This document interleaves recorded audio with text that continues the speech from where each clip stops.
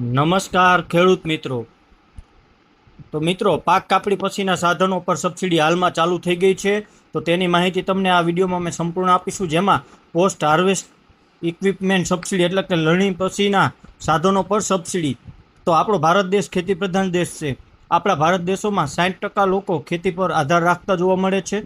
ખેડૂતને જગતનો તાત કહેવામાં આવે છે. ખેડૂત પોતે તનતોડ મહેનત કરીને અન્નની પેદાશ કરતો હોય છે. ગુજરાતમાં રહેતા લોકો માટે રાજ્ય સરકારે ખૂબ જ ઉપયોગી અને મહત્વનો નિર્ણય કર્યો છે. શું તમે ખેડૂત છો અને ખેડૂત પોસ્ટ હાર્વેસ્ટ ઇક્વિપમેન્ટ સબસિડીનો લાભ લેવા માંગો છો? તો તમારા માટે જ આ પોસ્ટ ખેડૂતને તમારા માટે જ છે. યોજનાની સંપૂર્ણ માહિતી નીચે મુજબ આપવામાં આવે છે, જેમાં આપણે વાત કરીએ તો ખેડૂતોએ પાક ઉપજાવીને વેચાણ માટે બજાર સુધી પહોંચાડવા પહેલાં તે પાકને સાચવવા, પ્રક્રિયા કરવા અને મૂલ્યવર્ધન માટે ઘણી વખત વિવિધ સાધનોની જરૂર પડે છે. આ સાધનોને પોસ્ટ હાર્વેસ્ટ સાધનો કહેવામાં આવે છે. ગુજરાત સરકાર તેમજ કેન્દ્ર સરકાર ખેડૂતોને આવા સાધનો ખરીદવા માટે સબસિડી આપતી હોય છે. તો મિત્રો, ચાલો આપણે આજે આ વિડીયોમાં વાત કરીએ તો યોજનાનું નામ છે પોસ્ટ હાર્વેસ્ટ ઇક્વિપમેન્ટ સબસિડી એટલે કે પોસ્ટ હાર્વેસ્ટના સાધનોની સબસિડી. કોણ લાભ લઈ શકશે? તો ગુજરાતના સામાન્ય જાતિના ખેડૂત આ યોજનાનો લાભ લઈ શકે છે. ભાષા જોઈએ તો ગુજરાતી અને ઇંગ્લિશ બે ભાષામાં તમને મિત્રો વિડીયો મળી રહેશે. ઉદ્દેશ જોઈએ તો પાકની ગુણવત્તાની જાળવણી માટે છે. સહાય જોઈએ તો 75% સહાય જિલ્લાવાર બદલાઈ શકે છે. અને અરજી કરવાની પ્રક્રિયા જોઈએ તો મિત્રો 21/5/2026થી ફોર્મ ભરાવાના ચાલુ થઈ ગયા છે, જેની છેલ્લી તારીખ 4/6/2026 છે. તેની માન્ય વેબસાઇટ વિશે વાત કરીએ તો મિત્રો iKhedoot.gujarat.gov.in પર જઈને તમે ઓનલાઈન અરજી કરી શકો છો. તો પોસ્ટ હાર્વેસ્ટ સાધનો શું છે? તો પાક કાપણી પછી તેની ગુણવત્તા જાળવવા અથવા સંગ્રહ કરવા અને પરિવહન કરવા માટેના સાધનો છે, જેમાં ધાન્ય સફાઈ machine, grading machine, thresher, mini દાલ mill, oil mill, packing machine, cold storage સાધન, સીડ ટ્રીટમેન્ટ યુનિટ, તેના પર તમે સહાય લઈ શકો છો. તો મિત્રો, પોસ્ટ હાર્વેસ્ટ ઇક્વિપમેન્ટ સબસિડીની મહત્વની તારીખ વિશે આપણે સૌપ્રથમ વાત કરી લઈશું. પોસ્ટ હાર્વેસ્ટના સાધનો યોજનાનો લાભ લેવા માટે iKhedoot પોર્ટલ પરથી ઓનલાઈન અરજી કરવાની રહેશે. અરજી કરવા માટેની ખૂબ જ મહત્વની તારીખો નીચે મુજબ આપવામાં આવી છે. તો મિત્રો, તે ખાસ કરીને તમારે જોવી. તો ફોર્મ ચાલુ થયાની તારીખ જોઈએ તો મિત્રો આજથી એટલે કે 21/5/2026થી ફોર્મ ચાલુ થઈ ગયા છે. જે ફોર્મ પૂર્ણ થવાની તારીખ 4/6/2026 એટલે કે 4 જૂન 2026ના રોજ ફોર્મ પૂર્ણ થશે. તો ઉપર આપવામાં આવેલ તારીખ મુજબ જ મહત્વની છે. જો તમે લોકોએ હજુ ફોર્મ ભર્યું ના હોય તો જલ્દી ભરી લો, તેથી આ યોજનાનો લાભ તમને પણ મળી શકે. ત્યારબાદ વાત કરીએ તો પોસ્ટ હાર્વેસ્ટના સાધનો સબસિડી યોજનાનો હેતુ જોઈએ તો ખેતી અને પશુપાલન એકબીજા સાથે જોડાયેલ વ્યવસાયો છે. ખેડૂતોને ખેતી સાથે પશુપાલન કરતા હોય છે. ખેતીમાં અલગ અલગ પાકો માટે જેવા ધાન્ય સફાઈ machine, grading machine, thresher, mini દાલ mill, oil mill, packing machine, cold storage સાધન, સીડ ટ્રીટમેન્ટ યુનિટ આપવામાં આવે છે, જેથી ખેડૂતોને પોસ્ટ હાર્વેસ્ટ ઇક્વિપમેન્ટ સબસિડી ખરીદવું પડતું હોય છે. ખેડૂતોને પોસ્ટ હાર્વેસ્ટ ઇક્વિપમેન્ટ સબસિડી આપવામાં આવે છે, જેમાં પાકની ગુણવત્તા જાળવવી, પાકમાં મૂલ્યવર્ધન કરવું, ખેડૂતોને નવી ટેકનોલોજી આપવી, પાકના નુકસાનને ઘટાડવું અને વધારાની આવક ઉપલબ્ધ કરવી છે.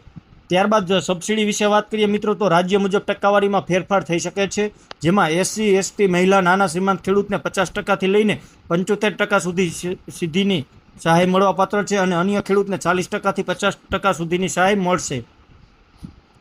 ત્યારબાદ વાત કરીએ તો પોસ્ટ હાર્વેસ્ટના સાધનો અને સબસિડી યોજનાનો લાભાર્થી કોણ?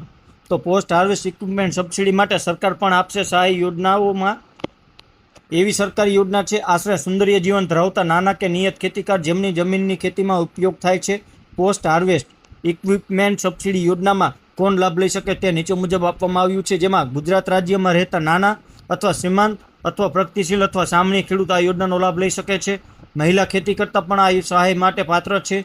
SC, ST, OBC આ કેટેગરીના ખેડૂતોને વધુ ટકાવારીની સહાય મળવાની શક્યતા રહે છે. ખેડૂત જૂથ કે ફાર્મર પ્રોડ્યુસર ઓર્ગેનાઇઝેશન એટલે કે FPO પણ આ સહાયનો લાભ લઈ શકે છે. સરકારી મંડળીઓ અથવા સંસ્થાઓ જે ખેડૂતોના હિતમાં સાધનો ખરીદે છે. તો મિત્રો, આ યોજનાનો લાભ લેવા માટે જરૂરી દસ્તાવેજો વિશે વાત કરીએ તો પોસ્ટ હાર્વેસ્ટ ઇક્વિપમેન્ટ સબસિડીનો લાભ લેવા માટે ઓનલાઈન અરજી કરવાની હોય છે. તેના માટે અમુક જરૂરી ડોક્યુમેન્ટ હોય છે. પશુપાલનની યોજના માટે કયા કયા દસ્તાવેજો જોશે તેની લિસ્ટ નીચે મુજબ આપવામાં આવેલ છે. તે દસ્તાવેજો તમારે અરજીમાં જોડવાના રહેશે.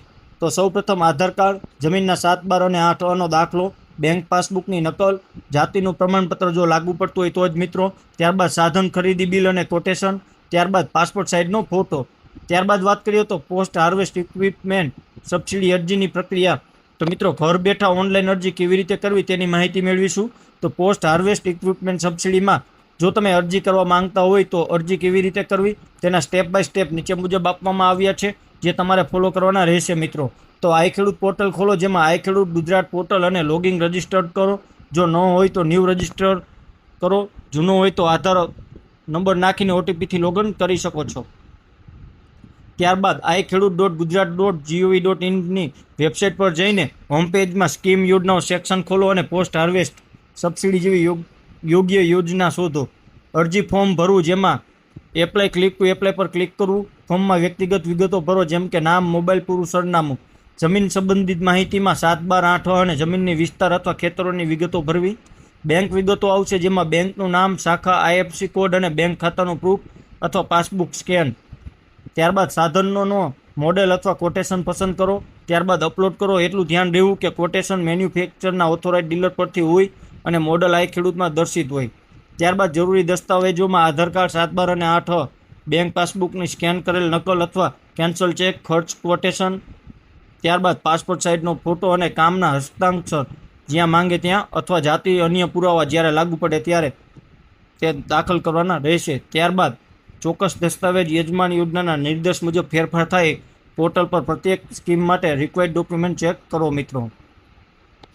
અને મિત્રો, તમારે સંપૂર્ણ સ્ટેપ બાય સ્ટેપ કેવી રીતે ફોર્મ ભરવું તેનો વિડીયો મેં અગાઉ અમારી યુટ્યુબ ચેનલમાં મોકલેલ છે. સબમિટ અને ઓફલાઈન પ્રક્રિયા. તો ફોર્મ સબમિટ કરતાં પહેલાં તૈયાર કરેલ દસ્તાવેજનું સ્કેન ચેક કરો અને હેન્ડ સબમિટ કરો. ત્યારબાદ કેટલીક યોજનાઓમાં પોર્ટલ પરથી પ્રિન્ટ એપ્લિકેશનની કટિંગ અથવા સહી થંબ લઈને તમારા તાલુકા ઓફિસમાં મોકલવાની અથવા સબમિટ કરવાની શરત હોય છે. તેથી પ્રિન્ટ લઈ રાખો અને જરૂરી દસ્તાવેજો સાથે તાલુકા કચેરીમાં રજૂ કરો. તો મિત્રો, અમુક લોકોને પ્રશ્ન હોય છે કે પોસ્ટ હાર્વેસ્ટ સાધનો સહાયક યોજના શું છે?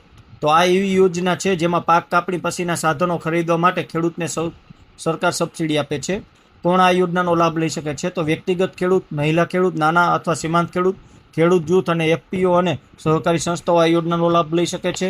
સહાય કેટલી મળશે? તો સહાય ધોરણ સાધન પ્રમાણે અલગ અલગ હોય છે. અંદાજે ₹48,000 લઈને 2,40,000 સુધી SC/ST મહિલા નાના ખેડૂતને વધુ ટકાવારી મળે છે. સહાય મેળવવા માટે કઈ શરતો છે?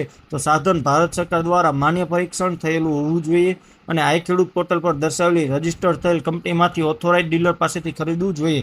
સહાય ક્યારે મળશે? તો અરજી મંજૂર થાય, સાધન ખરીદી કરો, ત્યારબાદ દસ્તાવેજ અપલોડ, તાલુકા પંચાયત કચેરીમાં સબમિટ કર્યા પછી ચકાસણી થાય છે અને પછી સબસિડી સીધી બેંક ખાતામાં આવે છે. તો ક્યાં સંપર્ક કરવો? તો તમારી તાલુકા કૃષિ કચેરી અથવા ગ્રામ સેવક કે હેલ્પલાઇન નંબર આઈ ખેડૂત પોર્ટલ પર આપેલા છે, તેના પર જઈને તમે સંપર્ક કરી શકો છો. તો મિત્રો, પાક કાપણી પછીના સાધનો ખેડૂતને પાક સાચવવામાં, મૂલ્યવર્ધન કરવામાં અને આવક વધારવામાં મદદ કરે છે. સરકારની આ યોજના ખેડૂતોને ઓછા ખર્ચે આધુનિક સાધનો ઉપલબ્ધ કરાવે છે.